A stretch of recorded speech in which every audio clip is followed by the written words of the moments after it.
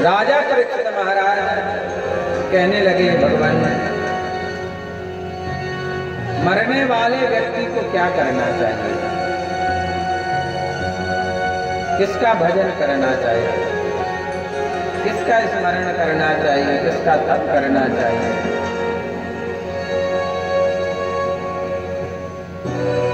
क्योंकि 7 दिन के अंदर सबकी मृत्यु हुई, चाहे सोमवार के दिन, चाहे मंगलवार, चाहे बुधवार, चाहे गुरुवार, चाहे शुक्रवार, चाहे शनिवार, चाहे 7 बार में ही आएगा, 7 बार में। क्योंकि जिसका जन्म हुआ उसकी मृत्यु निश्चित है।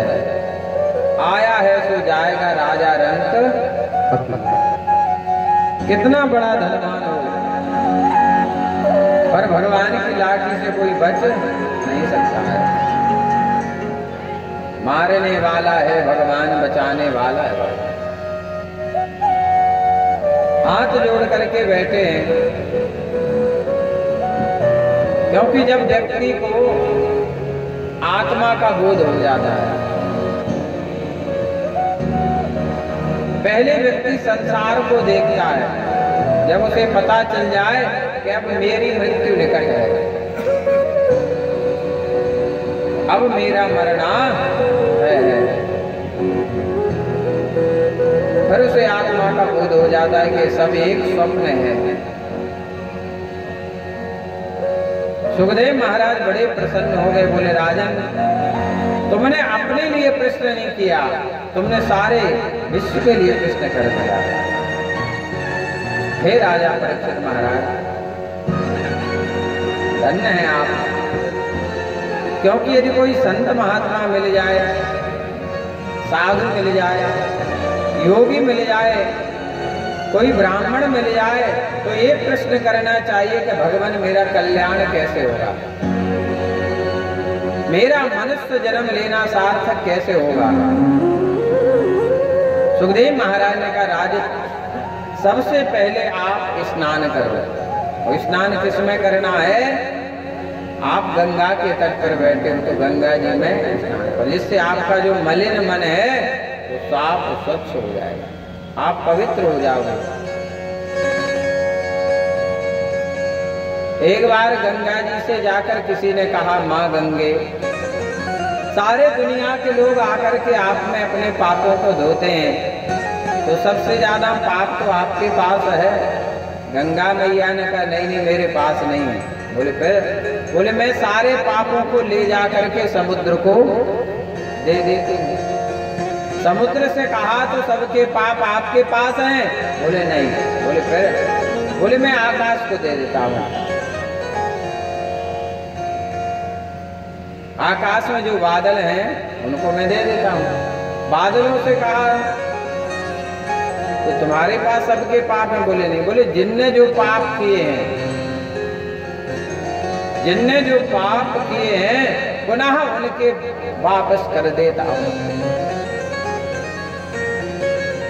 ऐसे तो व्यक्ति जीवन भर पाप करेगा, यदि गंगा जी में जाने से पाप धुलते होते तो बोले साल भर पाप करो और फिर गंगा जी में जाके स्नान करो तो सब पाप धुल जाएंगे। ऐसा नहीं महाराज, गंगा जी में पाप धुलते हैं, पर उसके पाप धुलते हैं जो ये प्रतिज्ञा संकल्प करके जाए कि अब आज के बाद मैं कोई पाप नहीं करूंगा। माँ मुझे आज एक बार अवसर दो,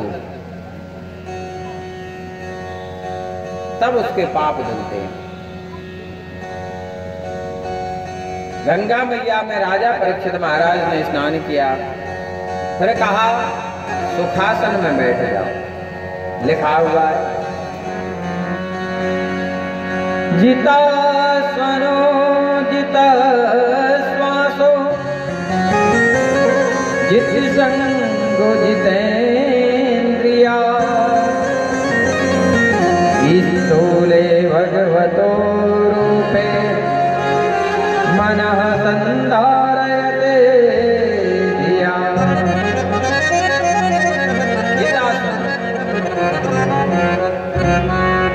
कथा और भजन में सबसे पहला काम क्या है? आसन को जीतना। जो एक आसन पर नहीं बैठ सकता है वो भगवान को प्राप्त कैसे करेगा? जितासन सबसे बड़ी आसन होती है सुखासन। फिर लिखा है जितश्वासो, ऐसे ध्यान मगन होकर के आप कथा में बैठिए कि हर श्वास में हरि शरण हरि शरण हरि शरण, और आप कथा सुनते रहें तो भजन भी चलता रहे। जित संगो जितेंद्रिया, और कथा में भी ऐसे व्यक्ति के पास बैठो जो कथा सुन रहा है। ऐसे व्यक्ति के पास नहीं बैठना चाहिए जो बातचीत करता हो, ना वो कथा सुनेगा ना दूसरे को सुनने देगा। जितेंद्रिया, और अपनी इंद्रियों पर संयम करके बैठना चाहिए ताकि निद्रा ना आए, नींद ना आए, मन यहाँ वहां ना भटके, बार बार उठने की इच्छा ना हो। अपने इंद्रियों पर इतनी विजय प्राप्त होनी चाहिए। राजा परीक्षित महाराज ने स्नान किया, सुखासन में बैठ गए और सुखदेव महाराज ने राजा परीक्षित को कथा सुनाना प्रारंभ किया। बोले राजन, आपका जो वंश है बड़ा पवित्र है,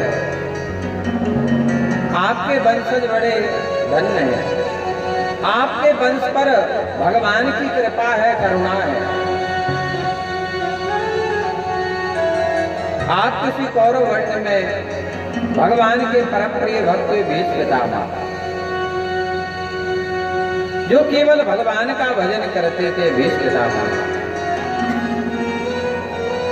एक दिन रात्रि के 12 बज रहे थे और रोने की आवाज आई।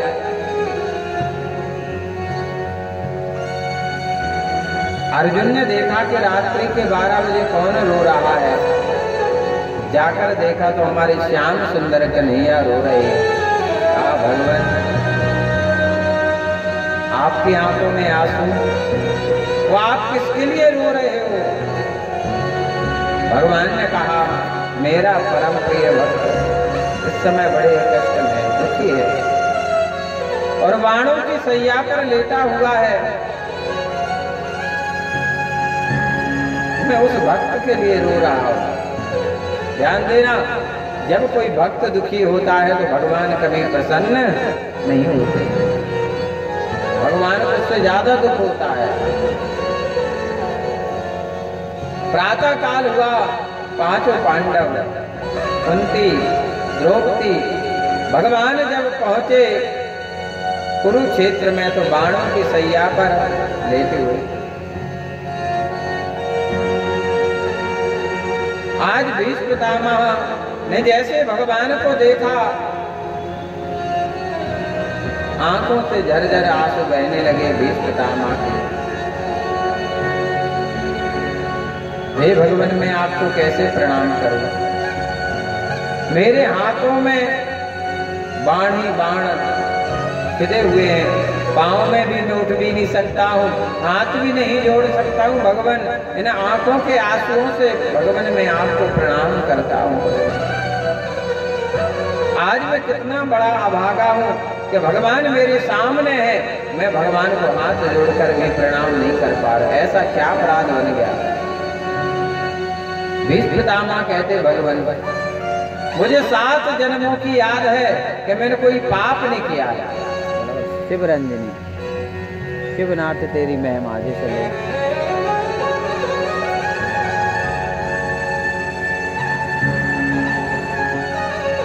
भीष्म पितामह कहते भगवान, मुझे 7 जन्मों की याद है कि मैंने कोई पाप नहीं किया है और जैसा दंड मुझे मिला है ऐसा आज तक किसी को नहीं मिला है।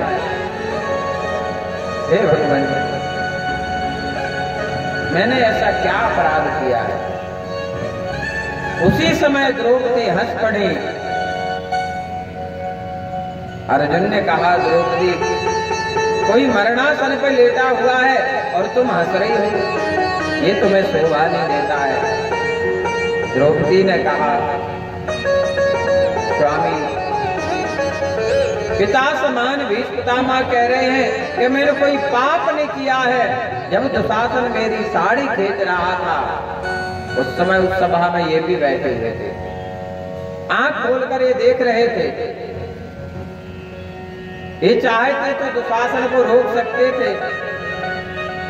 इनके सामने इनकी बेटी का अनादर हो रहा है, अपमान हो रहा है, लज्जित किया जा रहा है, और ये देख रहे थे, फिर भी ये कह रहे हैं कि मैंने कोई पाप नहीं किया।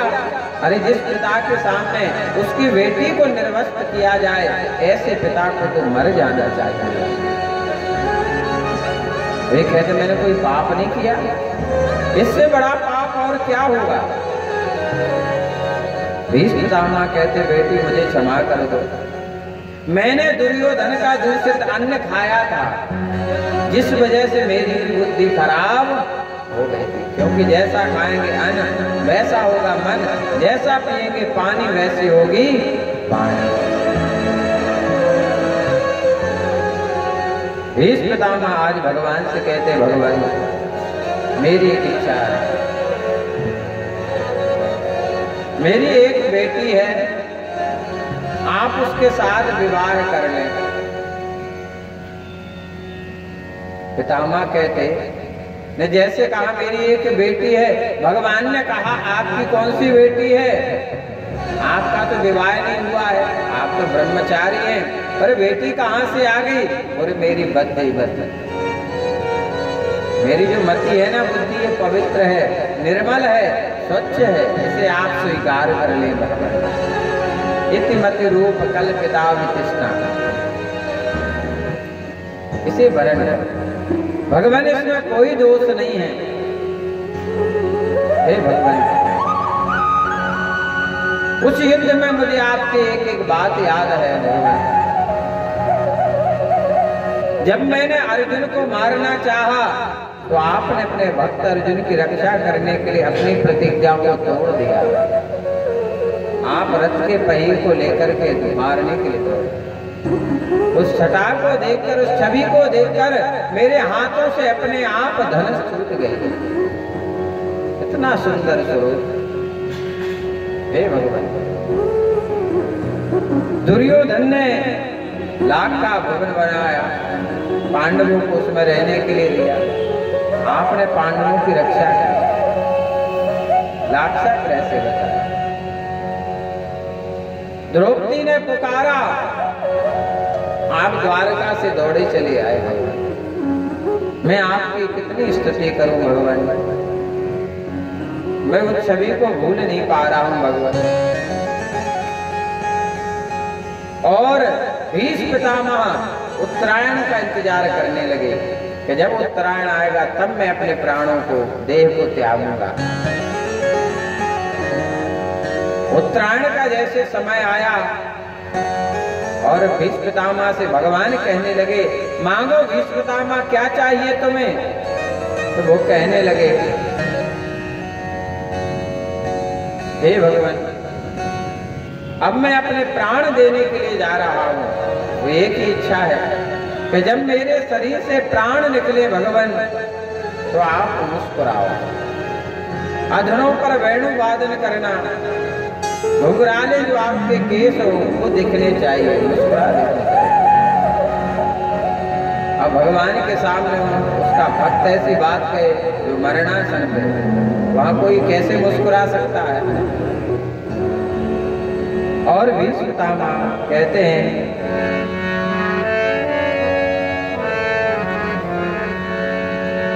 इतना तो करना स्वामी, जब प्राण तनु से निकले, इतना तो करना स्वामी, जब प्राण तनु से निकले, गोविंद नाम लेके, गोपाल नाम लेके, सब प्राण तनु से निकले।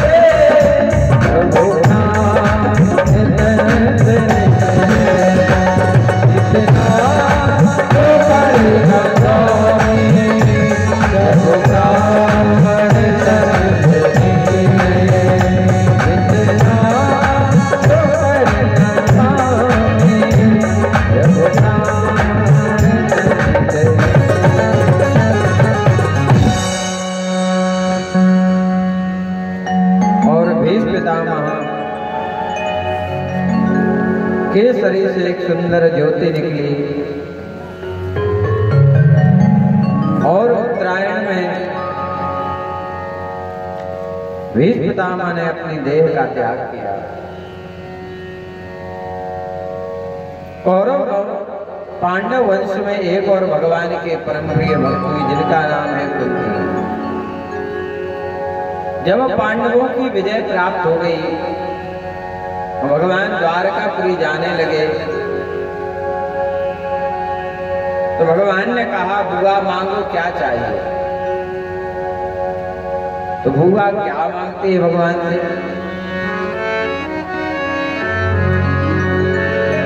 विपुदा संतुना सस्व तत्र तत्र जगद्गुरु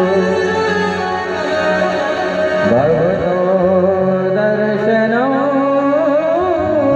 यस्या पुनर्भवो दर्शनम्। हे कन्हैया, हे श्याम सुंदर, देना हो तो मुझे एक चीज दे। यदि तुम कह रहे हो तो देना है तो एक चीज। भगवान देना हो तो मेरी झोली में मुझे दुख डाल दो और मुझे कुछ नहीं चाहिए। भगवान ने कहा हुआ आज तक आपका जितना जीवन निकला है सारा जीवन दुखमय ही तो निकला है, आपको सुख नहीं मिला। और जब आज सुख आया है तो आप क्या मांग रही है? दुख मांग रही है। संसार में कोई व्यक्ति है जो भगवान से जाकर कह दे कि भगवान मुझे दुख दे दे? कोई मांगता है? पर कुंती मांग रही है विपदा। भगवान कहते लगता बुआ आपको मांगनी थी संपत्ति और आप मांग रही हैं विपत्ति। कहा नहीं नहीं भगवान मैं हो सवास में हूं और देना है तो मुझे दुख दे दो। बोले तो आखिर आप दुख क्यों मांग रही हैं?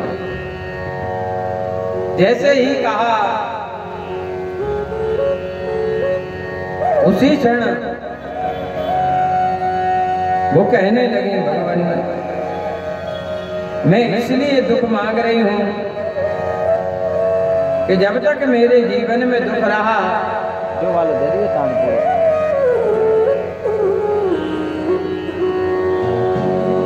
जब तक मेरे जीवन में दुख रहा आपने पग पग पर हमारा साथ दिया, कभी नहीं छुड़ा। वो आज सुख आया है तो आप हमें छोड़कर जा रहे हैं। ऐसा सुख किस काम का जो हमें भगवान से दूर करे। सुख के माथे सिर पड़े और जो हरि हृदय सुजाए, बलहारे व दुख के जो पल पल नाम रटा। अच्छा एक बात बताओ, आवाज कम कर दो। व्यक्ति दुख में भगवान का ज्यादा स्मरण करता है कि सुख में? बताओ, दुख में करता है कि नहीं? दुख में सुमरन सब करें, सुख में करे ना को। और जो सुख में सुमरन करे तो दुख काहे को। जो सुख में भी भगवान को भजे, दुख में भी भजे, उसे फर्क नहीं कर पड़ता कि सुख क्या है दुख क्या है। और जो भगवान द्वारका जा रहे थे, जब कुंती ने ऐसी प्रार्थना की भगवान मुझे ऐसा सुख नहीं चाहिए जो आपको दूर कर दे, मुझे तो आप चाहिए, ये धन दौलत नहीं चाहिए। आज संसार में जितने भी प्राणी हैं महाराज, वो धन में सुख खोज रहे हैं।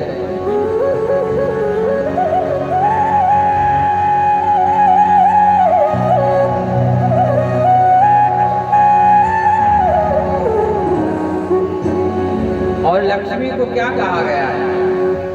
बाप का बाप क्या है? कलयुग में पैसा। बाप का बाप है पैसा। भगवान जो द्वारकापुरी जा रहे थे पर भगवान द्वारकापुरी नहीं गए हुए, क्योंकि भगवान वहां निवास करते हैं जहां उन्हें प्रेम मिले।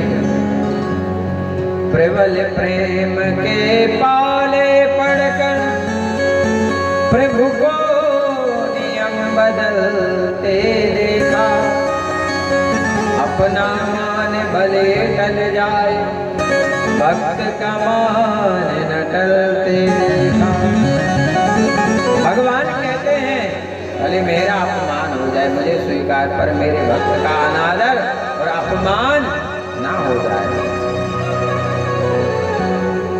सुखदेव महाराज कहते राजन, ऐसा आपका परिवार है, ऐसे ऐसे परम प्रिय भक्त हुए हैं। इसी वंश में एक और भगवान के परम प्रिय भक्त हुए जिनका नाम है विदुर महाराज। पांडवों की तरफ से संदेशा लेकर जब आए और दुर्योधन से कहा, दुर्योधन नीति कहती है और सत्य यही है कि भाई को भाई का हिस्सा नहीं खाना चाहिए। भाई भाई में प्रेम देखना है तो भरत और राम का प्रेम देखो। भरत जी कहते राम जी से कि आप राजा बन जाएं, और राम जी कहते भरत तू राजा बन जा। सारा संसार राम जी को भजता है, और राम जी किसे भजते हैं? भरत को। राम जी किसको भजते? भरत को। बोले भरत जैसा भाई नहीं हमारा।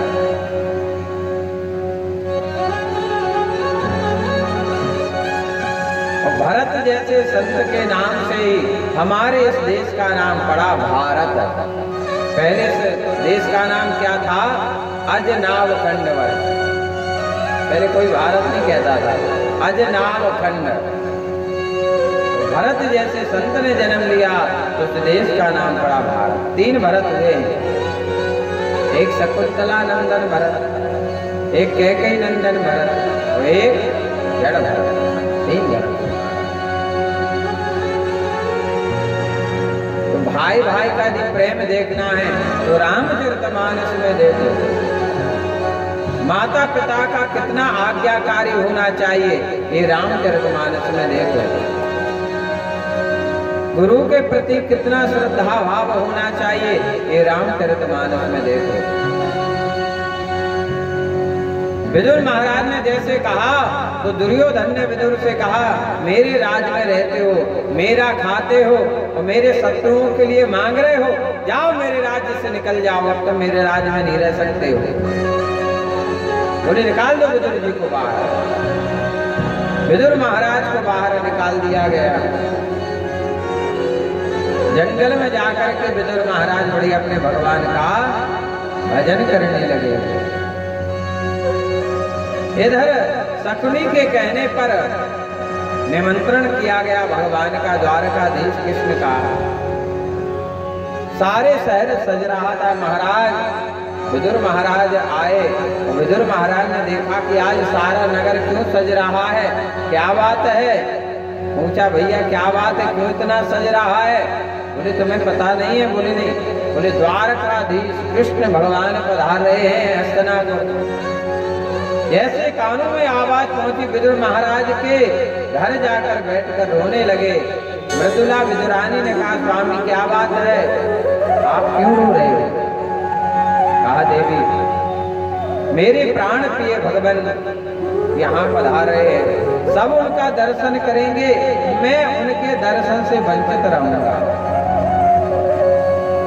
मृदुला ने कहा स्वामी चिंता क्यों करते हो, भगवान बड़े दयालु है। एक उनका नाम है दयालु, भगवान का एक नाम है भक्त वत्सल, एक भगवान का नाम है करुणा निधान जो सदैव करुणा बरसाते रहते, और एक नाम है पतित पावन जिसे सारा संसार ठुकरा देता है, जो पतित हो जाता है उसे हमारे प्रभु अपना लेते, इसलिए नाम पतित पावन।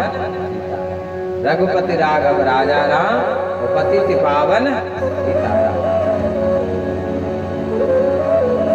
मृदुला ने कहा स्वामी आप जाओ दर्शन तो करके आ जाओ। भगवान रथ पर सवार होकर जैसे आए, आज विदुर महाराज उस भीड़ में खड़े हो गए कि मुझे भगवान का दर्शन हो जाए। एक बार भगवान मेरी तरफ देख लें, मेरा जीवन धन्य हो जाएगा। एक बार भगवान देख लें। पर भगवान देखेंगे कब हमारी तरफ? जब भगवान को हम अच्छे से देखेंगे।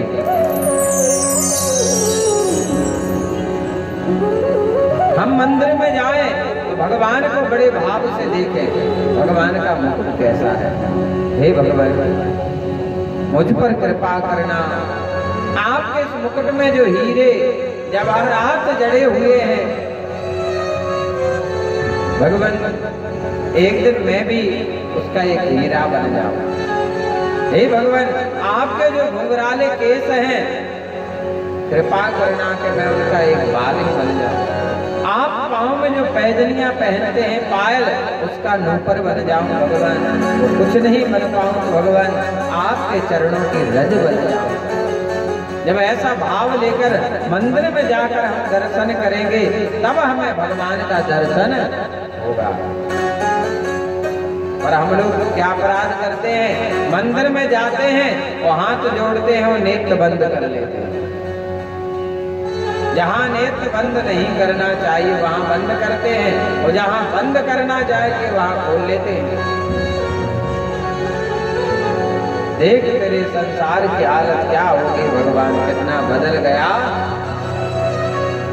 विदुर महाराज खड़े हुए थे, हर दरवाजे पर बंधनवार, हर दरवाजे पर सुहागन की जो स्त्रियां थी महाराज, सिर पर कलश रखे हुए थे, दीपक प्रज्वलित थे। छोटी छोटी कन्याएं गुलाब की पंखुड़ी बरसा रही भगवान के ऊपर।